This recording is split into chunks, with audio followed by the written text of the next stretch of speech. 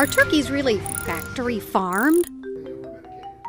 On a real turkey farm like mine, you'll find the answers. Let me show you around. Come on inside.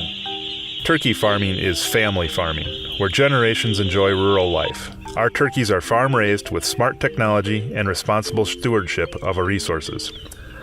Turkeys walk around inside barns on top of bedding made from natural materials such as straw, corn stover, or wood shavings. When the flock moves out to market, the bedding is recycled and enriches the soil, adding nutrients as natural fertilizer. Turkey farmers used renewable energy, with energy-efficient barns to regulate heating and cooling for their flocks, and LED lighting to save energy.